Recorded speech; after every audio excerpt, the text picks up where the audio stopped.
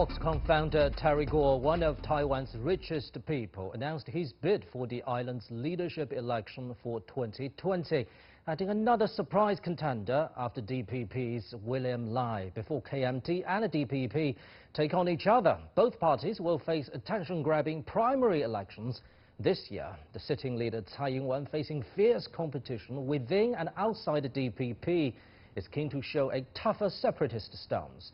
Will either primary elect an unusual candidate and make history? How will cross-Strait relations change with tighter military connections between Taiwan and U.S.? To discuss these issues and more, I'm happy to be joined in the studio by Mr. Zhong Haotao, a research fellow at the Chinese Academy of Social Sciences, and Mr. Xu Qingduo, a senior fellow at the Pangoal Institution. We'll also talk to Professor Cheng Yo-ping from Taipei University. That's our topic. This is Dialogue. I'm Pando.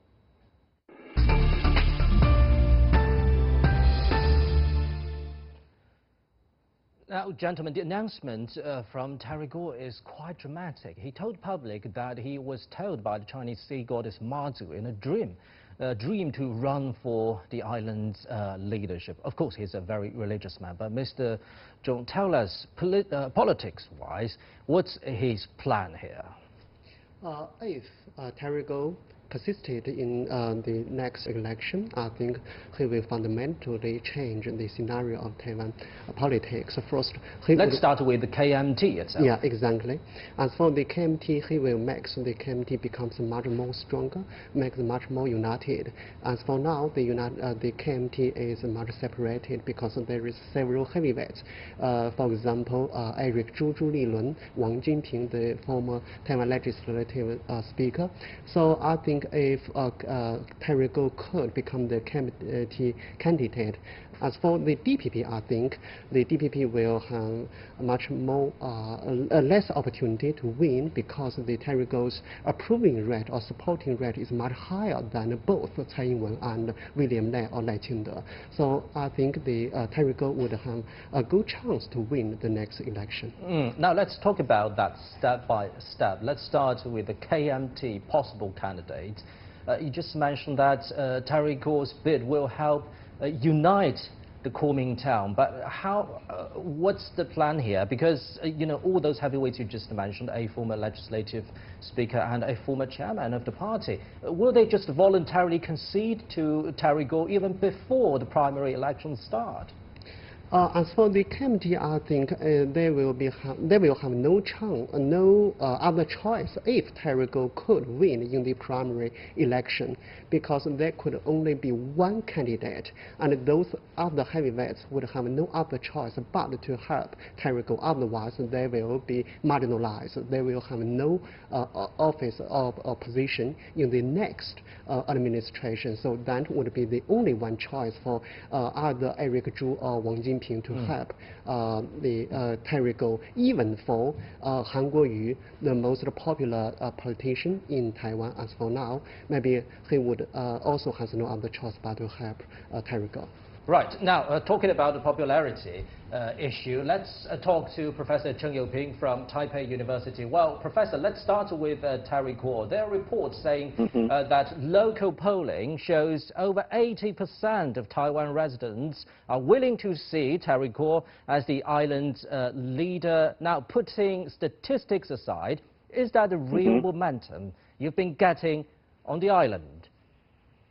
Well, I have to say that Terry Gou's entering the race is rather surprising, but also it's a welcome sign, because a lot of people in Taiwan today are expecting Taiwan's economy to turn around or to upgrade. Now, who else can do a better job than Terry Gou? Terry did a fantastic job by building up a global business empire. He started from scratch. He had nothing. He was so poor as a young person. He started out from nothing. But today, he built up this empire, whereas he also has commanded a lot of the respect from different leaders around the world. So Terry obviously has a lot more cosmopolitan advantage than other local politicians in Taiwan. And that's why I would say a lot of the middle class, middle income voters in Taiwan are strongly in support of Terry's entering the race. On the other hand, we have to admit that Han Kuo-yu does enjoy a very strong popular base in the past few months. Now, these two, to see how they come to a compromise or how they come together to work together, is another thing to be expected. But I have to say that Terry does enjoy some advantage, especially he enjoys a very good relationship with Donald Trump on a personal basis. On the other hand, he also has very close ties with mainland China and even with President Xi Jinping. Well, indeed, Terry Gou is a successful businessman globally, but do you think that could also be his weakest point? Because his whole business career will be dig out and go through inch by inch. And at some critical points during his long career in business, he may not have this sense to build up political defenses. Do you think that could be his weakest point? I don't think so. Frankly speaking, we have to understand that Foxconn or any other business run by Terry Gou are public companies. They are constantly or always under the very tight scrutiny from a lot of the international accounting firms, law firms, and different countries' regulatory agencies. In other words, Terry Gou, if he had any defects or any problems, he would have been dug out from under the carpet long time ago by all these regulatory agencies or law firms and accounting firms. Also, I have to remind everybody that Taiwanese people doesn't really hate rich people. In other words, what you see on the Wall Street, 1% versus 99% phenomenon, doesn't necessarily would develop in Taiwan. Remember Wang Yongqing, this business tycoon, the god of business. People in Taiwan admire those who started out from very poor condition, from scratch, from nobody to a business tycoon all over the world. Many business tycoons in Taiwan do enjoy popular respect only because they started out from nothing. And I have to say, Terry is a very good example of that kind of business tycoons. Now, you seem to be very confident, Professor, about Terry Gou's final victory. But let's get to the starting point, his KMT membership. It's still a myth now. Is he an official member of the KMT, or is he a de facto member, or there is some special arrangement from the KMT trying to legitimize his bid? I have to say, from a legal viewpoint, technicality-wise, there are things that you can pick out from this process. Criticizing KMT, political expediency, but we have to say that he was a KMT member a long time ago. He must have lost touch with KMT organizations. And now, if you come back to the electoral rules and regulations, there seems to be some problems. But politics is politics. There are always things that can be compromised. I would argue that the most important thing right now is for Han Kuo-yu and Terry Gou to work out a compromise. We have to see how Han Kuo-yu reacts to the current situation. Now, how Terry and Han can work it out, it's something to be observed, and that's a major variable in the future development. Thank you very much, Professor Cheng Youping from Taipei University. Well, gentlemen, Professor Cheng has already mentioned a potential clash before the KMT primary between Han Kuo-yu and Terry Gou, as we just mentioned a little bit earlier. So, talking about their manifesto, let's start with the comment Han Kuo-yu made during his U.S. trip. He said Taiwan is dependent on the U.S., on defense, on Japan, on technology, and on the Chinese mainland on a market potential. But Terry Gou has obviously disagrees with him. He says, the security of one region should depend on peace rather than any other country's help or mercy. What do you make of this? I think Han is a popular politician in the sense, in the extreme sense, you can almost describe him as a populist because he responds very well to the demands of the root class people, right? And he's very good at mobilizing them. Exactly. But when it comes to the higher issues or security issues of Taiwan and cross-strait relations, then I think he hasn't expressed him about any new idea. He's basically following the traditional practice like, oh, I'm relying on the United States for security or the market of the mainland for economy development. But if you look at Terry Gou, obviously he thinks it hard. He has some smart idea to sell. That is, peace is the best defense for the security of Taiwan, and he understands the market. He has the experience of the international economic development. He has good relationship, as we mentioned by our colleague. I think he is a better candidate for a lot of people, probably. Han Kuo-yu, after all, is a local election in southern part of Taiwan. Well, having said that, Mr. John, how do you think Terry Gou's manifesto will look like? I think we should pay attention to different audience for the difference between Terry Gou and Han Kuo-yu. The Han Kuo-yu is talking this statement to Taiwan, to United States, to especially those scholars and politicians.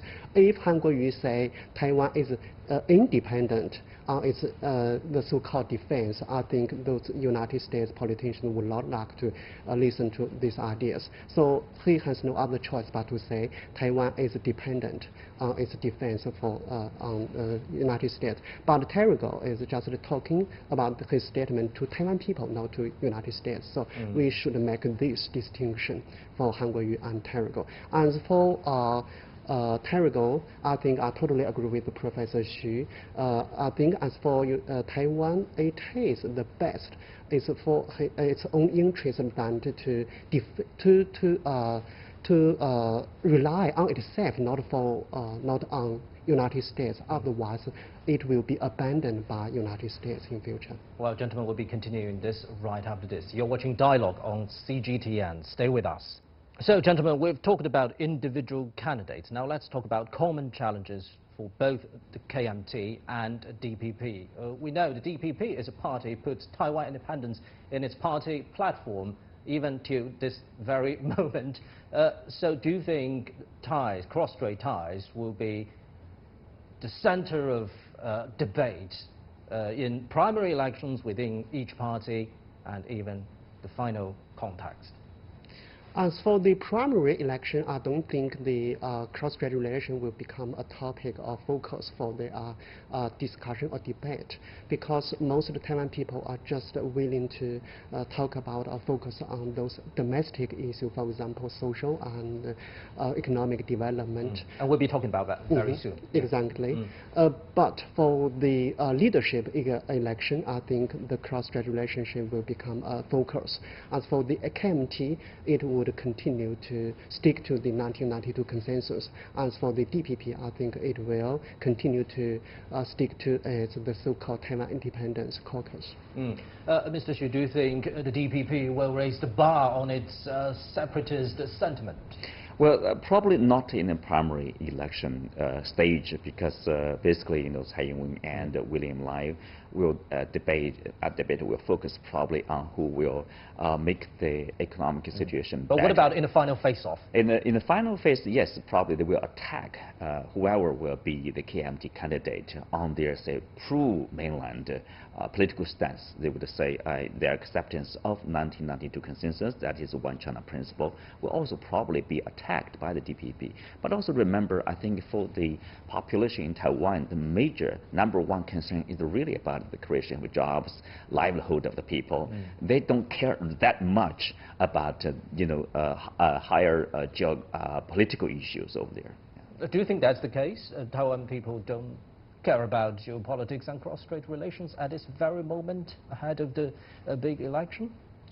I don't think so. I think for the local election, especially for the last year, I mean in 2018, the local election, the Taiwan people focus on their attention on the domestic issue. So therefore, they vote for the mayor and city, some legislators, just for the domestic issues. And for the leadership election, I think the cross-strait relationship will remain as very focused, very debated focus. So I think both the DPP and KMT would consider very cautiously on how to show their cross-strait relationship. Look, for people in Taiwan, obviously, number one issue is like who will be, which political candidate will be considered as with the ability to upgrade Taiwan's economy to a higher stage, to explore the potential of the Taiwan market, right? Terry Gou obviously is the choice of the candidate. And that's also the paradox, isn't it? Because you are both saying that the Taiwan people are expecting better economy, better livelihood for themselves. Maybe cross-strait relations won't be a major issue during primary or local elections. But without a huge market on the Chinese mainland, where can Taiwan go? Look at the devastating failure of Tsai Ing-wen's going south policy. No one's buying Taiwan fruit in tropical areas. Isn't that the case, Mr.? Yes, I totally agree with you. And the cross-strait relationship is highly closely related to Taiwan's domestic issues. For example, its agriculture and its other side of social development. If the Taiwan Authority, either KMT or DPP, could not deal with the cross-strait relationship, I think its development of its social and economic development will meet much challenge, especially from its market and some other areas. If the Taiwan Authority could deal with the cross-strait relations, then the Taiwan would have a much more opportunity, much more chance to take it, to make it GDP growth much higher. So, talking about cross-strait relations, we have to put recent context into this discussion. That is Chinese President Xi Jinping's speech right after the New Year on cross-strait relations. In that speech, he made it very clear that unification will happen, and it must happen at some point. It cannot be dragged on forever, and a military scenario cannot be ruled out. So bear this in mind, Mr. Xu. How will this affect Taiwan local rhetoric in the coming up political campaigns? Well, I think this is one of the major many talking points probably need to be better understood in Taiwan. That is, obviously, unification is unavoidable. At which point it's about a matter of when. And also when it comes to the old options, outdated options on the table, because for the central government just can't afford to give up the promise or give up the option of military option, let's say. And I think that's why the United States adopted this One China principle, because the One China principle will ensure peace and stability. For the DPP, the pro-independence DPP, if they are pursuing independence and if they go extreme, that will endanger the safety, the security of Taiwan. Taiwan will suffer the most in the worst scenario, not the U.S., not the mainland. I think people should be clear about that. Do you think politicians in Taiwan are really clear about all those points at this moment? I hope they are very clear, but I don't think so, especially for those from the DPP. Why is that? Because they had their own, the so-called Taiwan independence scholar. They just want to realize their dream. They just want to make Taiwan as an independent sovereignty. So I think it's very hard, or even at least for this year, it seems impossible for them to do that. What about the United States? Do you think the Trump administration is somehow trying to change the status quo or the long-time stance on the One China principle, which is one of the cornerstones of Sino-US ties from the very beginning? First, I would like to make a distinction between the one China policy and one China principle. As for United States, it just states that it sticks to one China policy, but not one China principle. As for Chinese mainland, we are sticking to one China principle. That's the distinction. So, as for United States, the one China policy is very flexible. If we could look backward to the history, you could find that the United States, to some extent, is changing its stance. As for now, especially the United States taking a very huge strategy to contain Chinese mainland and take Taiwan as a bargaining chip. I think the United States is changing its one China policy. Yeah, but to what end, Mr. Xu? Well, I think the problem is that within this Trump administration, Trump at the present, he himself is not that familiar with the one China policy or one China principle. Because if you talk to the real experts, let's say, who understand the situation, they know this is the fundamental principle both sides need to follow, because that serves the interests of the United States status quo. If they pursue the changes like to sabotage the status quo, ultimately everybody will suffer. In a worst scenario, U.S. probably will be even forced to leave Asia. I don't think some of the hawkish politicians within that administration understand the possible consequence. There are some very hardliners within Trump administration, so they are pushing the envelope in terms of the Taiwan issue. That's why they are selling weapons, basically rewriting some of the documents, new documents over there. So there's, from this point of view, it's kind of danger. That's dangerous. That's changing the situation. I agree with Professor Zhong in that sense. But then, of course, DPP somehow they would be happy to play along with that. But then the Taiwan people need to understand how dangerous that path is. How dangerous? What could be the major consequences of that, Mr. Zhong? If the United States continue to break its one China policy, I think it would improve the official relationship between Taiwan and the United States. And that some are arguing that the United States is already doing so by enhancing official contact, which is not part of the consensus reached between but China only and the U.S. at the beginning. At a very low level, not a very high level. According to the so-called Taiwan Relations Act, the United States could only maintain an official relationship with Taiwan, but the United States is damaging that one step by step.